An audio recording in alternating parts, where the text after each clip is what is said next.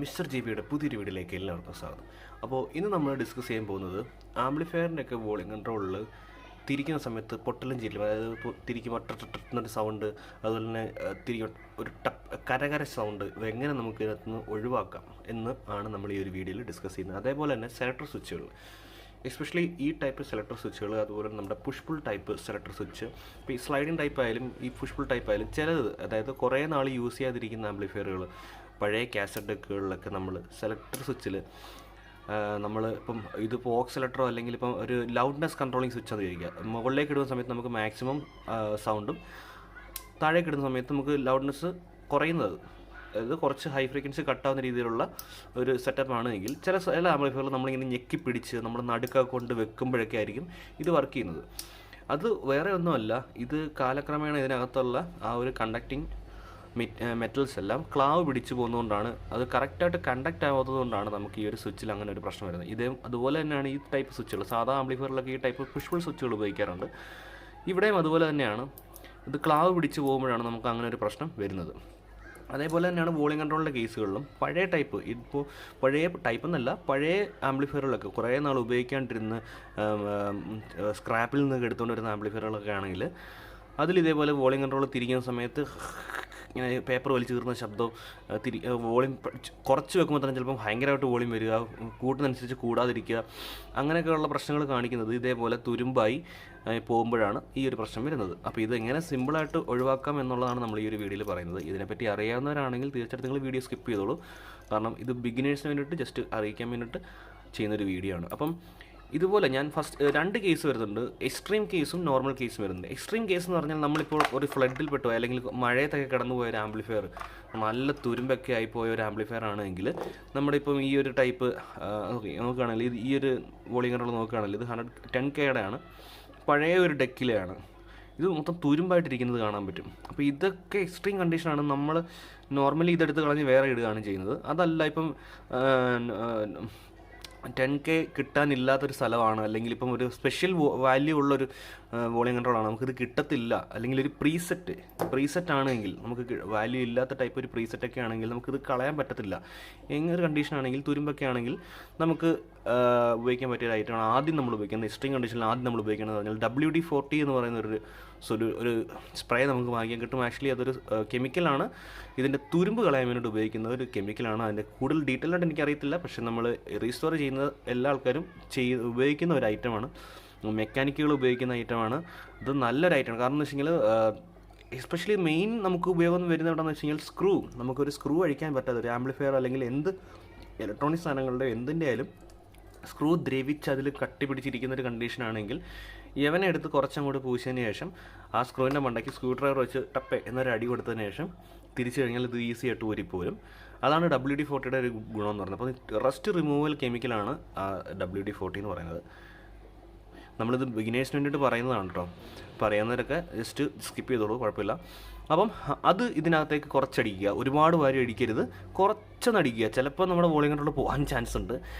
ഞാൻ പറഞ്ഞ extreme condition ആണെങ്കിൽ മാത്രമേ, അത് ഒട്ടും രക്ഷയില്ല, അത് കിട്ടാനില്ല എന്നുള്ള കണ്ടീഷൻ ആണെങ്കിൽ അവസാനത്തെ കച്ചിത്തുരുമ്പ് എന്നുള്ള രീതിയിലാണ് അടിക്കുന്നത്. ചിലപ്പോൾ അത് വോളിയം കൺട്രോൾ നശിപ്പിച്ച് കളയാൻ ചാൻസ് ഉണ്ട്. ഓൾറെഡി നശിക്കുന്നൊരു സാധനം നമ്മൾ ഒരു ചാൻസ് എടുക്കുന്നതുകൊണ്ട് തെറ്റില്ലല്ലോ. അപ്പോഴാണ് നമ്മൾ ആ ഒരു കേസ് പറയുന്നത്. അപ്പം അതിപ്പം സ്വിച്ചിൻ്റെ കേസിലായാലും വോളിയം കൺട്രോളിൻ്റെ കേസിലായാലും നമുക്കിത് അനങ്ങാനല്ലാത്തൊരവസ്ഥയിലാണെങ്കിൽ അത് കുറച്ചടിച്ച് കുറച്ച് നേരമൊക്കെ വെച്ച് കഴിയുമ്പോൾ ലൂസായി വരും. അതിനുശേഷമാണ് നോർമൽ കണ്ടീഷനിൽ നമുക്ക് വോളിയം തിരിക്കുമ്പോൾ നേരത്തെ പറഞ്ഞ കേസ്, അതായത് തിരിക്കുമ്പം പൊട്ടലും ചീറ്റിലും കരകര സൗണ്ടൊക്കെ വരുന്ന സമയത്ത് നമ്മൾ ഉപയോഗിക്കുന്ന ലിക്വിഡാണ് സ്വിച്ച് ഓയിൽ എന്ന് പറയുന്നത്. ഇത് ആംസ്ട്രോങ് എന്ന് പറയുന്നൊരു കമ്പനി പുറത്തിറക്കുന്നതാണ് സ്വിച്ച് ഓയിൽ. പണ്ട് തൊട്ടേ ഡെക്കുകളിലും ഒക്കെ ഉപയോഗിക്കുന്നതാണ്, വൈൻഡിങ് സാധനങ്ങൾക്കൊക്കെ നമ്മൾ ഉപയോഗിക്കുന്നതാണ്. അതിനകത്ത് അവർ എഴുതിയിട്ടുണ്ട് ആംസ്ട്രോങ് സ്വിച്ചിങ് ഓയിലാണ്, ക്ലീൻസ് ആൻഡ് ലൂബ്രിക്കേറ്റ്സ്. അതായത് കറക്റ്റ് ചെയ്ത് നമ്മൾ ഒരു ടൈമിൽ, ഞാനൊക്കെ ഒരു ടൈമിൽ ആംപ്ലിഫയറിൽ വോളിയം കൺട്രോൾ ഇതേ ഒരു നോയ്സിൻ്റെ പ്രശ്നം വരുന്ന സമയത്ത് ചെയ്തതെന്ന് പറഞ്ഞാൽ വെളിച്ചെണ്ണയും മണ്ണെണ്ണടി ചാലിച്ച് ഇതിനകത്തേക്ക് ഒഴിച്ചു കൊടുക്കുമായിരുന്നു. അതങ്ങനെ ഒരിക്കലും ചെയ്യരുത്. ചെയ്ത് കഴിയുമ്പോൾ കുറച്ച് നാൾ കഴിയുമ്പോൾ ഇത് പൂപ്പായി വോളിയം കൺട്രോൾ മൊത്തം നാശമായി പോകും.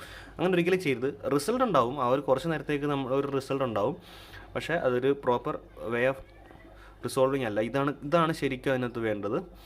സ്വിച്ച് ഓയിൽ എന്നാണ്, സ്വിച്ച് ക്ലീനിങ് ഓയിൽ എന്ന് പറഞ്ഞാൽ മതി. നമുക്കിത് ഇലക്ട്രോണിക് ഷോപ്പുകളിൽ കിട്ടും, അല്ലെങ്കിൽ ഈ മോട്ടോർ വൈൻഡ് ചെയ്യുന്ന ഷോപ്പുകളിൽ, വാർണിഷൊക്കെ കിട്ടുന്ന ഷോപ്പുകളിൽ ചിലപ്പോൾ കിട്ടും. മെയിൻലി ഇലക്ട്രോണിക് ഷോപ്പുകളിൽ ഈ ഒരു പ്രോഡക്റ്റ് കിട്ടും. വലിയ വിലയൊന്നുമില്ല, 50 രൂപയുള്ള ഈ ഒരു കുപ്പിക്ക്. ഈ ഒരു കുപ്പിയിൽ നമുക്ക് ഒരൊറ്റ തുള്ളി ഒഴിച്ചു കഴിഞ്ഞാൽ സംഭവം പക്കയാവും. ഇതിനകത്ത് എഴുതിയിട്ടുണ്ട് A drop in time keeps your switches going fine. Okay, അതാണ്. അപ്പോൾ ഈ ഒരു എന്തൊക്കെ മിക്സറാണെന്ന് നമുക്കറിയത്തില്ല, പക്ഷേ ഒരു നൈസ് മണമാണ്. ഇത് നമ്മൾ എന്ത് ചെയ്യുകയെന്ന് വെച്ച് കഴിഞ്ഞാൽ, നമ്മുടെ ഈ വോളിയം കൺട്രോളിൻ്റെ ഓപ്പണിംഗ് ഉണ്ടല്ലോ, ഓപ്പണിങ്ങിൻ്റെ ഭാഗത്തേക്ക് നമ്മൾ ആദ്യം അവിടെ ഹോൾ ഇടുക. അതിനൊരു അടപ്പുണ്ടായിരുന്നു, എൻ്റെ കയ്യിൽ നിന്ന് പോയി. ജസ്റ്റ് ഒരു തുള്ളി ഇതിനകത്തേക്ക് ഇങ്ങനെ ഒഴിച്ചാൽ കൊടുത്താൽ മതി. അപ്പോൾ എനിക്ക് വീഡിയോ എടുത്തുകൊണ്ട് ഇത് കാണിക്കാൻ ഭയങ്കര ബുദ്ധിമുട്ടാണ്. ഇതിൻ്റെ മുകളിലല്ല വേണ്ടത്, ഇതിനകത്തേക്കാണ് വേണ്ടത്. ഞാനിപ്പോൾ ഒഴിച്ചത് കറക്റ്റായില്ല. അകത്തേക്ക് വീണിട്ട് അപ്പം തന്നെ നമ്മൾ എന്ത് ചെയ്യുക, വോളിയം കൺട്രോൾ ഇടത്തേക്കും വലത്തേക്കും ഇങ്ങനെ തിരിച്ചുകൊണ്ടിരിക്കുക. അപ്പോൾ ഇതെല്ലാ ഭാഗത്തും ഇത് സ്പ്രെഡായി ആ ഒരു കറക്റ്റ് കണ്ടക്റ്റിംഗ് ആവും. ഇതിൻ്റെ ഒരു കറക്റ്റ് വർക്കിംഗ് എനിക്ക് മനസ്സിലായത് എൻ്റെ ഒരു അഹൂജയുടെ 4040S എന്ന് പറഞ്ഞൊരു സെറ്റ് ഉണ്ടായിരുന്നു. അപ്പം അതിൽ നമുക്ക് അതിനകത്ത് ആ ഒരു നോയ്സ് കൺട്രോൾ സ്വിച്ചിൽ ഞെക്കി പിടിച്ചോണ്ടിരിക്കുമ്പോഴായിരുന്നു 2 ചാനൽ ഒരേപോലെ വർക്ക് ചെയ്യുന്നത്. ഈ ഒരു ലിക്വിഡ് ഒഴിച്ചതിന് ശേഷം പക്ക വർക്കിംഗ് ആയി, 2 ചാനൽ ഒരേപോലെ നല്ല പെർഫോമൻസ് ഉണ്ടായി. അപ്പം ഇതാണ് ആ ഒരു ചെറിയ പൊടിക്കൈ എന്ന് പറയുന്നത്, ആംസ്ട്രോങ്ങിൻ്റെ സ്വിച്ച് ക്ലീനിങ് ഓയിൽ. ഇത് അറിയാത്തവർക്ക് വേണ്ടിയിട്ട് പറഞ്ഞതാണ്. അറിയാവുന്നവർക്ക് ഇത് വലിയ സംഭവമൊന്നും ആയിരിക്കത്തില്ല. എങ്കിലും ബിഗിനേഴ്സിന് വേണ്ടിയിട്ട്, ഈ ഒരു ഫീൽഡിലേക്ക് വരുന്ന ബിഗിനേഴ്സിന്, എന്നെപ്പോലുള്ള ബിഗിനേഴ്സിനൊക്കെ ഭയങ്കര യൂസ്ഫുള്ളാകും എന്ന രീതിയിലാണ് നമ്മൾ ഈ ഒരു വീഡിയോ ചെയ്യുന്നത്. ഇത് നമ്മൾ അതിനകത്തേക്ക് ഒഴിച്ചു കൊടുക്കുക. ഈ ടൈപ്പ് സ്വിച്ചുകളാണെങ്കിൽ നമുക്ക് ഇവിടെ ഒരു ഗ്യാപ്പ് കാണാൻ പറ്റും. ഈ ഒരു ഗ്യാപ്പിലേക്ക് നമ്മൾ ഒരു തുള്ളി അങ്ങോട്ട് ഒഴിച്ചു കൊടുത്തു കഴിഞ്ഞാൽ അവൻ പക്കയാവും. പിന്നെ നമുക്ക് സ്ലൈഡിങ് ടൈപ്പ് സ്വിച്ചുകളാണെങ്കിൽ ഇതിൻ്റെ മുകളിൽ കൂടി ഒഴിച്ചു കൊടുത്താൽ മതി, അല്ലെങ്കിൽ ഇതാണ്ട് ഈ സൈഡിൽ കൂടി കറക്റ്റ് ഒഴിച്ചു കൊടുത്തു കഴിഞ്ഞാൽ അത് കറക്റ്റായിട്ട് കണ്ടക്റ്റിങ്. ഒരുപാട് വാരി ഒഴിക്കരുത്, വാരി പൊത്തരുത്. 1-2 തുള്ളി ഒഴിക്കുക, ജസ്റ്റ് ഇങ്ങോട്ടേക്കും അങ്ങോട്ടേക്കും സ്വിച്ചിന് മൂവ് ചെയ്യിക്കുക. ഇതിൽ ഒഴിച്ചതിന് ശേഷം സ്വിച്ച് അങ്ങോട്ടും ഇങ്ങോട്ടും മൂവ് ചെയ്യിക്കുക. വോളിയം കൺട്രോൾ ഒഴിച്ചതിന് ശേഷം അങ്ങോട്ടും ഇങ്ങോട്ട് തിരിക്കുക. പരിപാടി കഴിഞ്ഞു. വോളിയം കൺട്രോൾ പക്ക വർക്കിംഗ് ആയിരിക്കും. വോളിയം കൺട്രോൾസൊക്കെ നമ്മൾ അങ്ങനെ ചെയ്യാൻ അധികം റെക്കമെൻഡ് ചെയ്യുന്നില്ല. നമ്മുടെ കയ്യിൽ ഇല്ലാത്തതോ അല്ലെങ്കിൽ സ്പെയർ കിട്ടാണ്ടിരിക്കുന്ന ഒരു സിറ്റുവേഷനൊക്കെ ആണെങ്കിൽ നമുക്ക് ഇങ്ങനെ ചെയ്യാൻ പറ്റും. ഒരു ഡുവൽ വോളിയം കൺട്രോളിന് ഇപ്പോൾ 20 രൂപ വിലയാണ്, സിംഗിളിന് 10 രൂപ വില വരുന്നുണ്ട്. അപ്പോൾ നമുക്ക് ഒരുപാട് വോളിയം കൺട്രോൾ, ഇപ്പോൾ ഒരു മിക്സറൊക്കെ ചെയ്യുകയാണെങ്കിൽ നമുക്കിപ്പോൾ എല്ലാ വോളിയം കൺട്രോളും ഒരേപോലെ മാറാൻ ചിലപ്പോൾ പറ്റിയെന്ന് വരില്ല. അങ്ങനെയുള്ള കണ്ടീഷനിലൊക്കെ നമ്മളിത് ഒഴിച്ചായിരിക്കും നമ്മൾ സാധാരണയായിട്ട് ചെയ്തത്. മെയിൻലി റീസ്റ്റോറേഷൻ ചെയ്യുന്ന സമയത്ത് നമ്മൾ പുതിയതിടാതെ പഴയത് തന്നെ യൂസ് ചെയ്യാൻ നോക്കുമ്പം ഇങ്ങനെയുള്ള ചില പൊടിക്കൈകൾ ആവശ്യമാണ്. അപ്പോൾ മെയിൻലി എപ്പോഴും നമുക്ക് കിട്ടുന്ന ഈ ടൈപ്പ് സ്വിച്ചുകൾ എല്ലാ ഷോപ്പുകളിലൊന്നും കിട്ടാനില്ല. ഞാനിത് വാങ്ങിയത് കൊല്ലത്തുനിന്നാണ്. നമ്മുടെ ഇവിടെയുള്ള ഷോപ്പുകളിലൊന്നും ഇവിടെങ്ങില്ല ഈ ഒരു ടൈപ്പ് സ്വിച്ച്. ഇത് കിട്ടാനുണ്ട് കേട്ടോ. അപ്പോൾ ഈ ഒരു ടൈപ്പ് സ്വിച്ച് വരുന്നപ്പോൾ നമുക്കിത് എപ്പോഴും നമുക്ക് കിട്ടണമെന്നില്ല. അപ്പോൾ അതൊന്ന് ക്ലീൻ ചെയ്യാനായിട്ടൊക്കെ ഈ ഒരു സൊല്യൂഷൻ ഭയങ്കര യൂസ്ഫുൾ ആയിരിക്കും. അപ്പം ഇതൊന്നും എല്ലാവർക്കും യൂസ്ഫുൾ ആയിക്കോട്ടെ എന്ന് തിരിച്ച് നമ്മളൊരു വീഡിയോ ചെയ്തതേ ഉള്ളൂ. അത്രയൊക്കെയുള്ളൂ ഇതിനകത്ത് പറയാനായിട്ട്. WD-40 അതുപോലെ തന്നെ സ്വിച്ച് ക്ലീനിങ് ഓയിലും നമ്മൾ ജസ്റ്റ് ഇത് നമ്മൾ ടെക്നീഷ്യൻ ആണെങ്കിൽ അല്ലെങ്കിൽ ഇതുപോലെ സർവീസൊക്കെ ചെയ്യുന്ന ആളാണെങ്കിൽ തീർച്ചയായിട്ടും നിങ്ങളുടെ കയ്യിൽ വേണ്ട ഒരു ഐറ്റം തന്നെയാണ്. ജസ്റ്റ് ഒന്ന് പരിചയപ്പെടുത്താമെന്ന് വിചാരിച്ചു. അപ്പോൾ ഇത്രയൊക്കെയുള്ള ഒരു വീഡിയോ പറയാനായിട്ട്. ഇതുള്ള ടെക് പരമായിട്ടുള്ള വീഡിയോസൊക്കെ ആയിരിക്കും നമ്മുടെ ചാനൽ അപ്ലോഡ് ചെയ്യുന്നത്. കാണാൻ താല്പര്യമുണ്ടെങ്കിൽ തീർച്ചയായിട്ടും നമ്മുടെ ചാനൽ സബ്സ്ക്രൈബ് ചെയ്തിട്ടേക്കുക. അടുത്ത വീഡിയോയിൽ കാണുന്നവരെ താങ്ക്സ് ഫോർ വാച്ചിങ്.